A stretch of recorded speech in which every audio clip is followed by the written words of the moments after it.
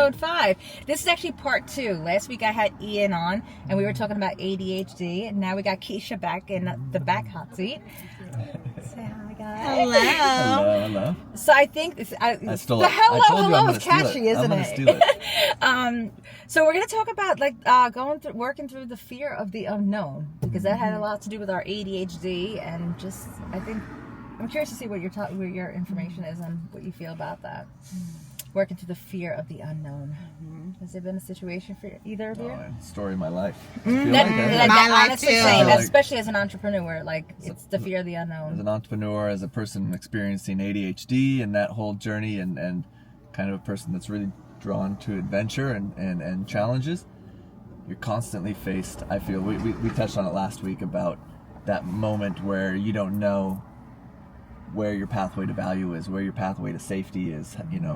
How long do you have to pause? How long do you have to wait until things are real? And how do you stay patient? So I think there's a million things to really talk about here, and a million reasons to not be brave. A million reasons to stop and to jump in line. But all the growth and all of the amazing things in life happen when we work past through that fear. I'm going to speak for myself. Every time I've just swallowed up that fear and I pushed through it, all of my amazing adventures have happened through that. All of my big accomplishments have happened through that. It's hard to get to that point, but that's where the magic happens for me. Absolutely. What do you think? I think the journey of working through the fear and looking at it and questioning where is this coming from and what is it telling me, and then moving. It's all about self-exploration, and on the other side of it, we do learn a lot and we grow, and it does feel amazing a lot of times, especially because that uncomfortable fear thing is something's compelling us in a direction, some kind of an interest of something, a desire, curiosity, right? These are the things that continue to pull us in any given topic or circumstance. And I feel like the fact that it's there, especially if it doesn't go away, means you probably should pursue that and just, see what that's all about. Yeah. And how long do you have to sit on it? How many times do you have to be told through, other people, yourself, your experiences, that this is it. This is actually, out of my million ideas, this is one that I want to be brave on and to put extra energy in. How do you know? It's funny, I was actually just talking about that in there, because I keep getting all these downloads and all these, to be successful, you're told that you're supposed to go in one direction, stick with it and go with it. And logically, that makes sense. But then I start to get all these impulses and these feelings that just feel so aligned with me. And even though I know it's not the direct path to, let's say, the income, the success, the finances, it feels so aligned with me and so right that I have to trust and follow it. And that's actually where I'm at right now, is that I know, if I just stuck to my one thing, I'd be making that money and whatever. But I feel so guided to do these other things as well to help people. So that's been my internal struggle that I've been going through right now. Just because I know, the money would be if I do this. But the helping people it's making me feel like I gotta do these different things. And the money can and does come through those things too. It's about aligning with it and trusting. I'm in a very trusting space, very transient, life of adventure, new phase in parenthood, and lots of things. And with that comes fear, because so much is shaken up. I don't really have a routine. I do have some non-negotiables that I do. My meditation, my body movement, journaling, but... Sorry. Real talk. It is real talk. Come on, this is just real.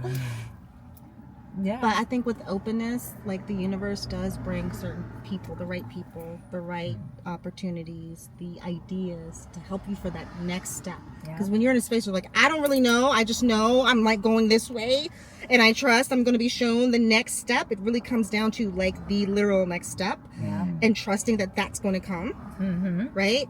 Yeah, that's the space that I'm in, and I'm continuing to be shown. Because the next step is showing up. That's it. The next step. But all we're seeing is that next step and trusting. Ideally, not ideally, but sometimes it's difficult, right? Because we have these visions and we have these ideas and these emotional things we want to experience, and and I'm gonna open this business and then I'll have this many clients, or I'll have this much sales, or then I'll be able to do this with my life. And that's where it sits, and we feel like that's a thing, or it's not, right? We need to, like you said, the next step. We need to know what is the next step, and that's a skill. It's a practice skill, and it, you know, and even that next step might be figuring out what the next step is, and you might not know because it's a new business or a new idea or a new part of your life. So the skill is, who do I need to speak with to help figure out what the next step is, right? Yeah. What can I try? How setting, you know, this is where it goes from the big picture to the you know, pavement, you know, to making the moves is, okay, do I have the energy and the resources to make the next step?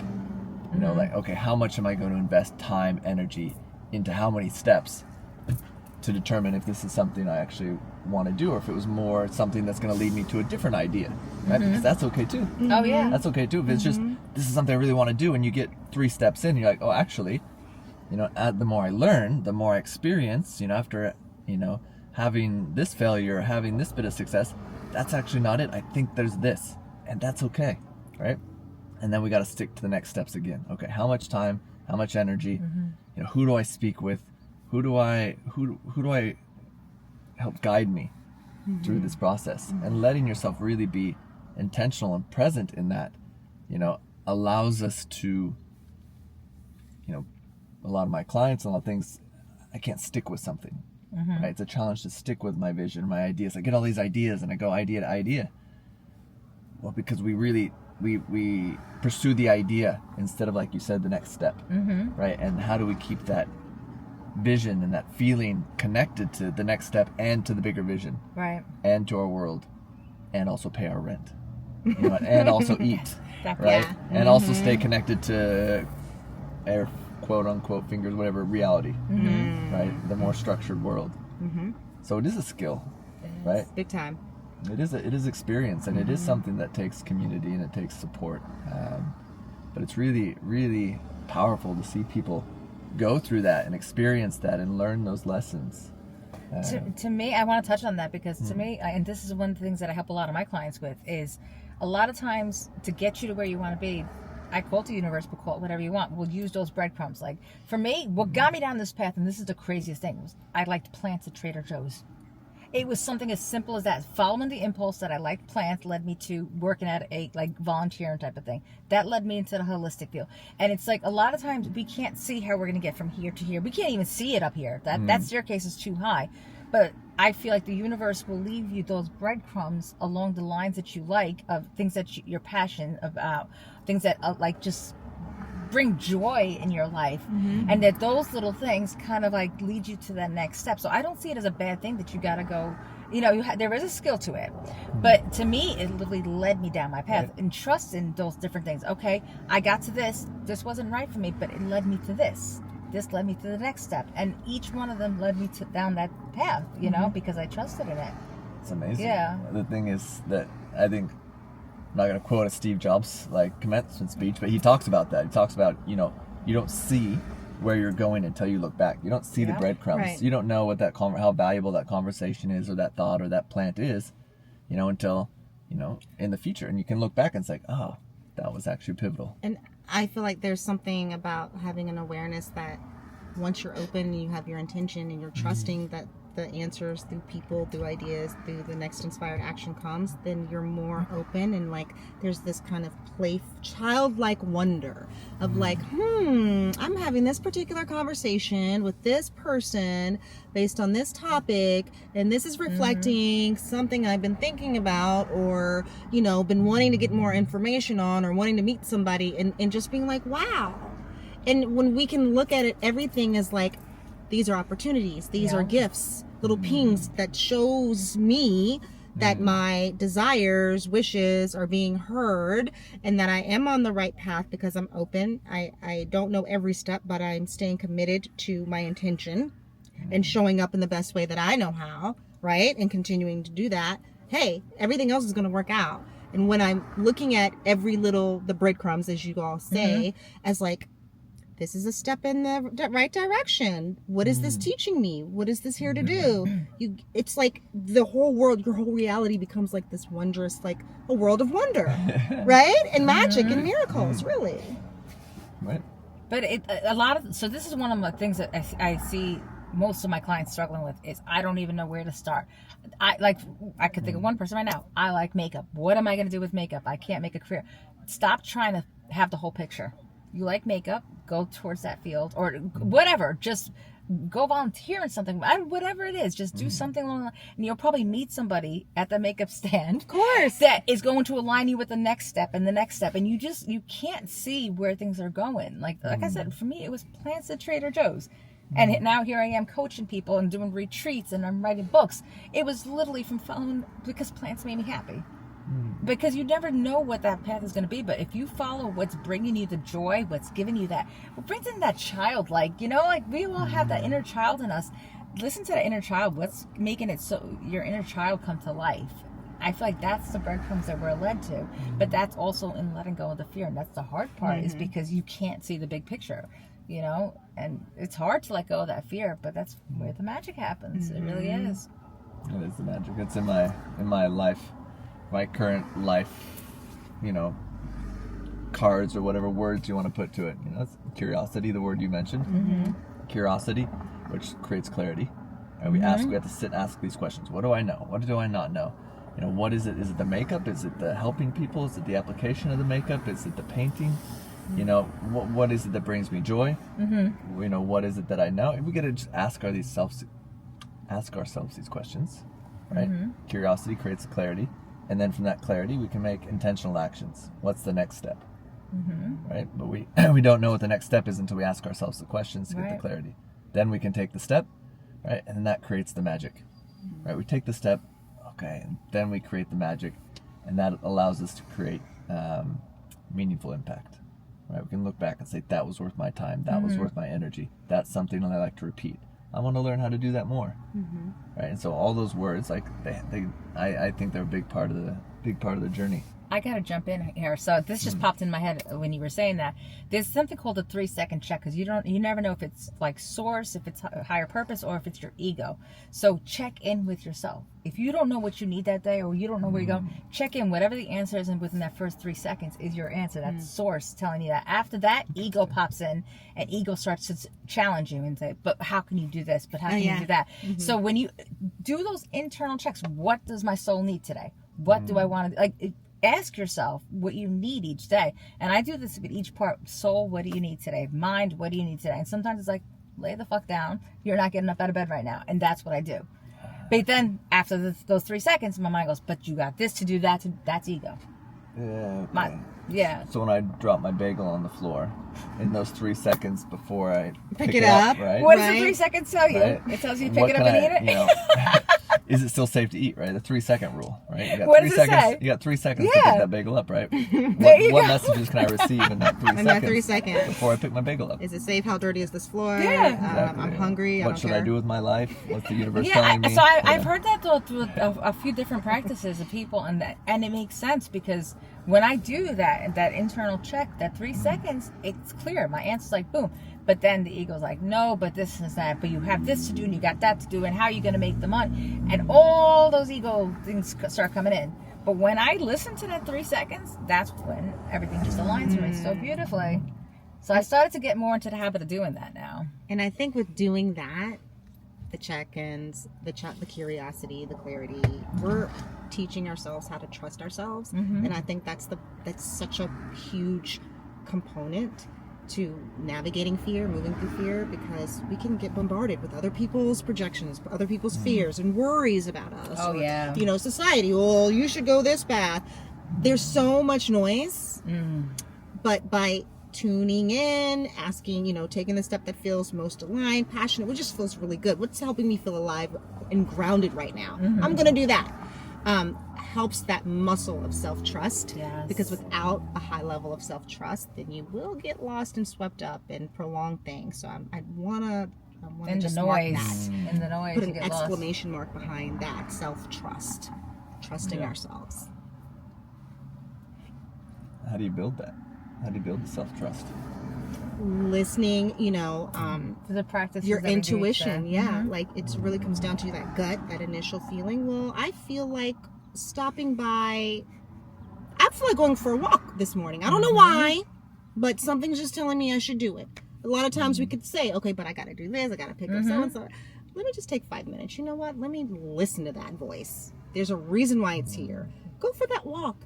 Perhaps you might meet somebody or get some inspiration or just feel really clear, find that clarity you haven't had in weeks. So I have those same little things like that can help. Yeah, I have the very similar practices to Keasha, like with our non-negotiables, the meditation, the journaling, all that stuff. And in practicing those things each day, the gratitude, I started to learn a little bit more on how to, not a little bit more, a lot more on how to just let go and trust. And now I really do follow that more than anything else. Even though I know, for instance, I've known that I had to record something. I wasn't aligned with it. But I felt like I needed to do something else, and I did, and then other things happened because of that. But if I tried to force myself, because this is my to-do list, I must get this done, and I'm not feeling aligned with doing that right then, it's not going to come out the way it's supposed to. It's not going to give the right message that it's supposed to. So I stopped pushing myself to do those things that I'm not feeling so aligned with, and I started to just... and it's through these practices that every single day, like it's a non-negotiable. You see that I'm late every single Friday to this meeting to our group that we do, because it's non-negotiable. I have to do my morning thing, and I'm not going to stop it for anything. Like that's my non-negotiable. And just so you know, when you're in the beginning phases of it, some things it's not going to be, if you miss a morning of it, then your world shouldn't collapse. You can do an evening session. Yes. Like it's like we can add grace to it and allow ourselves the space, because that's, again, ego wants to identify with something, right? And then to put us in these boxes and keep you safe. Ultimately, it is here to keep you safe, but with that, it's like, what is a threat? Is it a real threat? Is it a perceived threat? What's my nervous system? And so that's where it comes down to the work of again, allowing ourselves to feel relaxed and calm before making decisions. Yeah, so I'm actually glad she said that, because I don't hold myself to a schedule. Like, I mean, I do when I don't. For instance, if I really cannot meditate, maybe that's just not aligned for me at that moment. Maybe it's something I have to do later on in the day, but maybe affirmations is what I'm feeling that moment.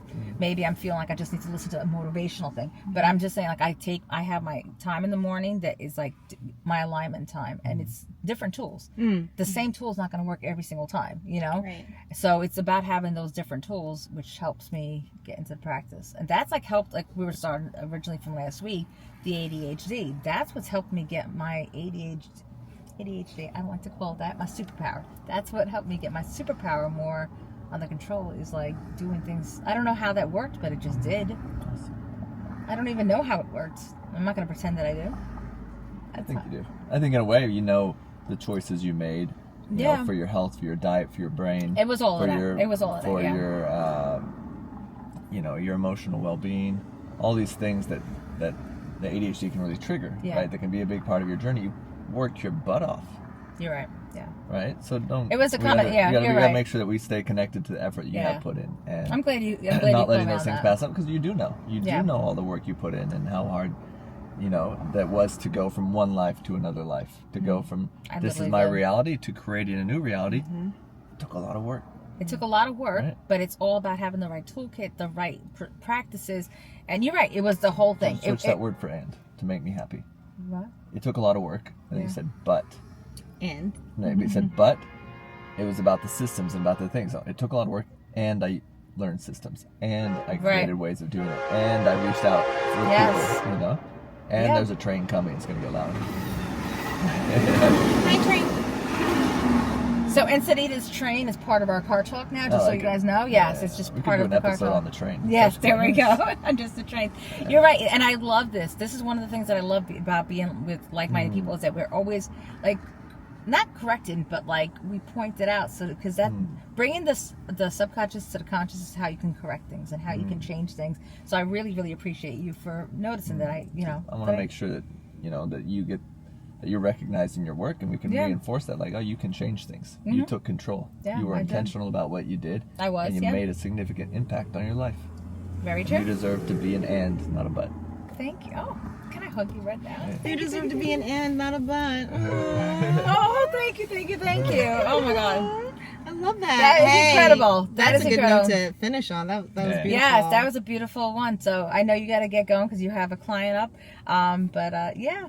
Thanks, guys. Yeah, this was This was awesome. fun. Yeah. I always love our car talks, and Yeah, hopefully great this car helps talks. other people. But yeah, thank you guys. We have Ian again and Keasha, and I will make sure to tag them. So make sure you're following them as well. See you next week. Bye.